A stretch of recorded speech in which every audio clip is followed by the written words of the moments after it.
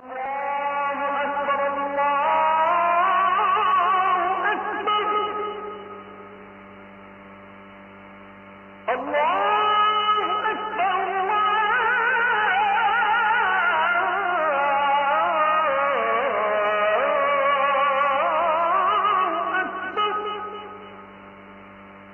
Guarantee দিয়ে বলতে পারি, যেই ঘরের মা বাবা প্রতিদিন নিজের ঘরে কোরআনের তেলাওয়াত করবেন, সেই ঘরের কোন সন্তান ইনশাআল্লাহ বিপদগামী হবে না।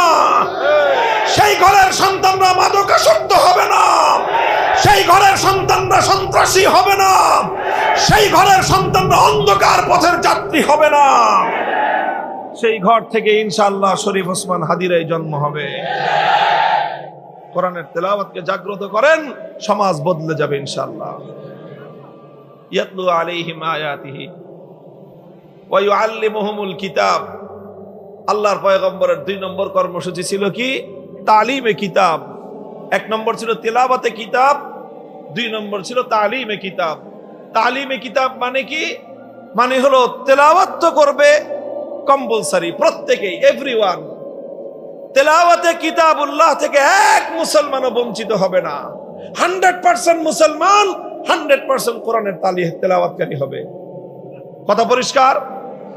ছেলে হোক মেয়ে হোক, ছেলে হোক মেয়ে হোক। আরে ভাই, ওলামায়ে কেরামের কি করবে বলেন? যত রকম আয়োজন থাকতে পারে মুসলমানের সন্তানকে কোরআনের তেলাওয়াত শিক্ষার জন্য আলেম ওলামারা সব রকম ব্যবস্থা করেছে। আজকাল ওলামায়ে কেরাম মেহনত করে আফটার স্কুল মাকতাব করেছে।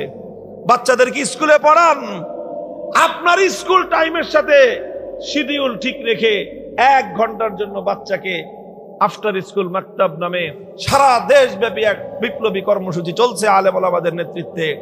1 ঘন্টা সময় দেন আপনার বাচ্চাকে। প্রত্যেকটা এলাকা এলাকা আফটার স্কুল মাকতাব গড়ে উঠেছে, ওখানে দেন না 1 ঘন্টা। আপনার ছেলে স্কুলে পড়ুক, তারপরে কলেজে পড়বে, ভার্সিটিতে পড়বে, সারা দুনিয়া জয় করবে। আফটার স্কুল মাকতাব 1 ঘন্টা পড়বে, অথবা সাবাহি মাকতাব 1 ঘন্টা পড়বে। আর এখন তো আলহামদুলিল্লাহ প্রতিটি মাদ্রাসায় এমন আধুনিক কারিকুলামে আমরা বাচ্চাদেরকে পড়াচ্ছি।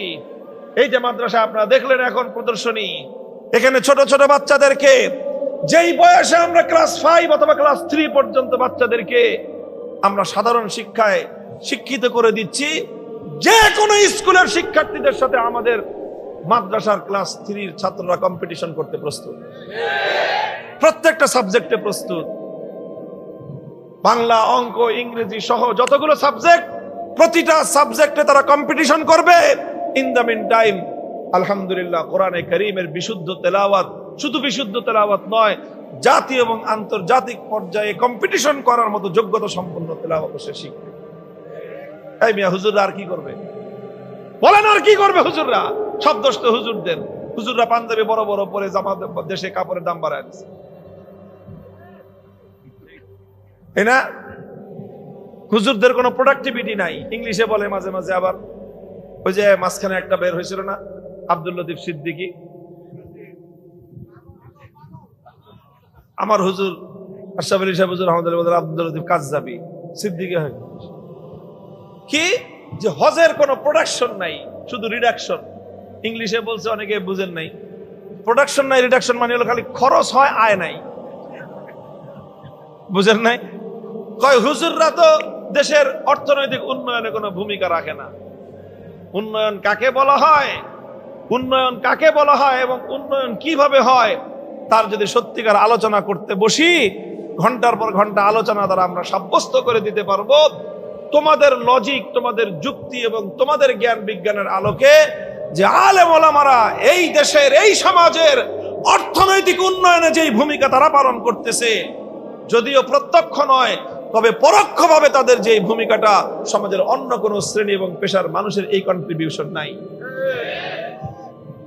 যাই হোক, তেলাওয়াতে কিতাব বাচ্চাদেরকে, প্রত্যেক ব্যক্তি, মুসলমানদের মধ্যে এক ব্যক্তিও থাকবে না যে কোরআনে কারীমের তেলাওয়াত করতে পারে না। মুসলমানদের জাতীয় শিক্ষা ব্যবস্থা এমন হতে হবে, মুসলিম দেশের জাতীয় শিক্ষা ব্যবস্থা এমন হতে হবে, যেই শিক্ষা ব্যবস্থার মাধ্যমে প্রত্যেকটি সন্তান যারাই শিক্ষাঙ্গনে যাবে, সর্বপ্রথম অন্যান্য শিক্ষার সাথে কোরআনে কারীমের তেলাওয়াতের বিশুদ্ধ শিক্ষা সে পাবে। প্রাইমারি স্কুলে গানের শিক্ষক নিয়োগ দাও, নাচানাচির শিক্ষক নিয়োগ দাও, কিন্তু আমরা বছরের পর বছর বলে আসতেছি যে প্রাইমারি স্কুল মুসলমানদের ট্যাক্সের পয়সায় চলে, মুসলমানদের সন্তানরা সেখানে পড়ে, মুসলমানদের ট্যাক্সের পয়সায় সেখানকার ভবন তৈরি হয়, টিচারদের বেতন হয়, সব আমাদের ট্যাক্সের পয়সায় হয়। অথচ সেই প্রাইমারি স্কুলগুলোতে আমাদের বাচ্চাদেরকে কোরআন শিক্ষা দেওয়ার জন্য না সিলেবাস আছে, না একজন করে শিক্ষক নিয়োগ দেওয়ার দাবি পূরণ করার কোনো ইচ্ছা আছে তাদের। এগুলো বলতেছি আমরা, এই পর্যন্ত বলে যাচ্ছি, এরপরে কিছুদিন পরে আর বলা বলি নাই, এগুলো আমরা বাস্তবায়ন করব। স্কুলগুলো আমরা নিজ হাতে প্রয়োজন নিজেদের হাতে দায়িত্ব তুলে নেব ইনশাআল্লাহ। এদেশের মুসলমানদের শিক্ষা ব্যবস্থা আল্লাহর কোরআনকে বাদ দিয়ে জাতীয় শিক্ষা কারিকুলাম চলতে পারে না, সামনের দিনে আমরা চলতে দেব না।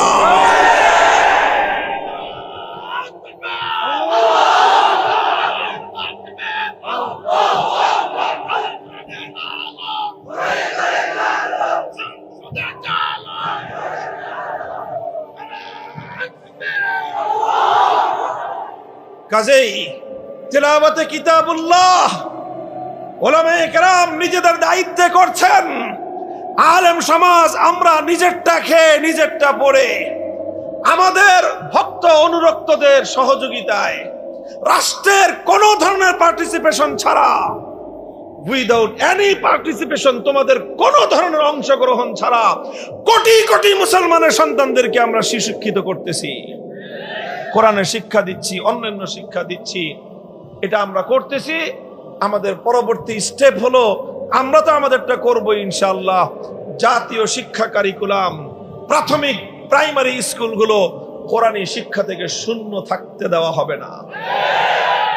যখন ঘটনা ঘটলো, চুরি হলো, চোর ধরা পড়লো, আল্লাহর পয়গম্বর যেদিন মক্কা বিজয় করলেন, মক্কা বিজয়ের পরের দিন সেখানে চুরির ঘটনা ঘটে গেল, চোর ধরা পড়ে গেল।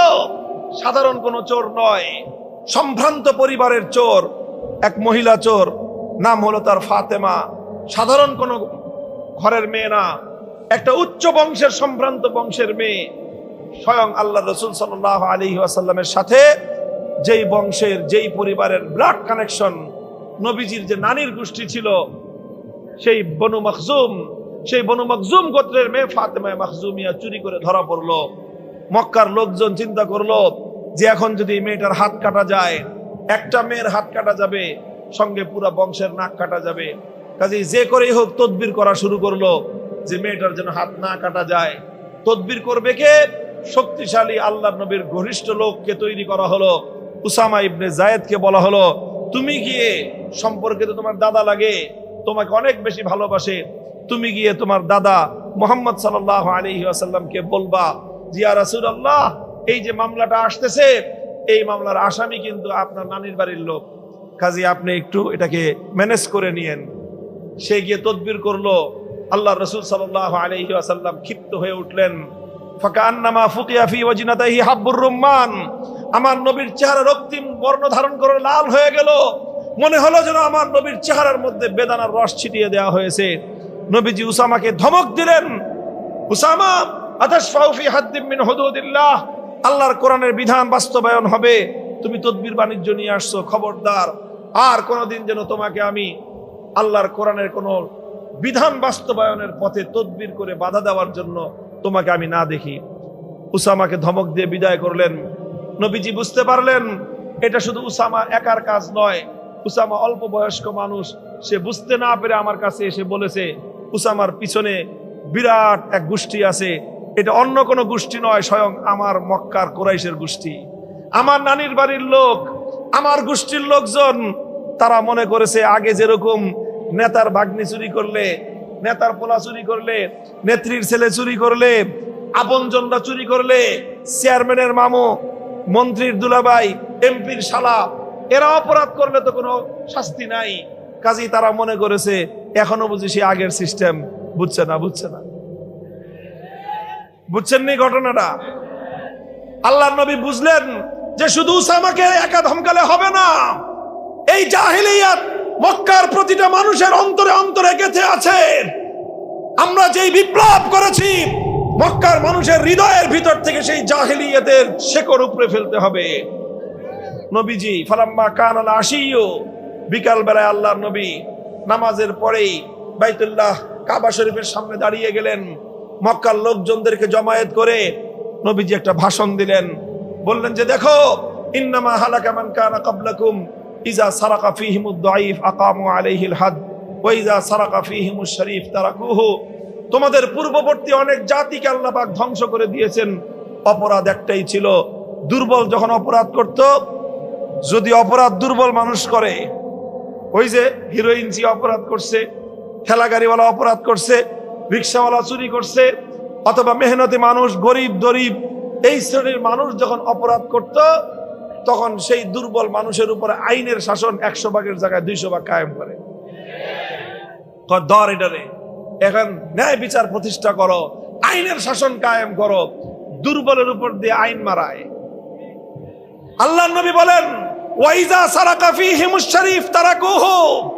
সেম অপরাধ কোন একজন প্রভাবশালী ব্যক্তি করত, সেম অপরাধ যখন তাদের মধ্যে কোন শিল্পপতি করত, কোন সম্ভ্রান্ত মানুষ যখন করত, যখন ক্ষমতাসীন কোন মানুষ যখন সেই অপরাধ করত, তখন সেই প্রভাবশালী ক্ষমতাসীনের উপর তখন আর আইনের শাসন কায়েম করে না।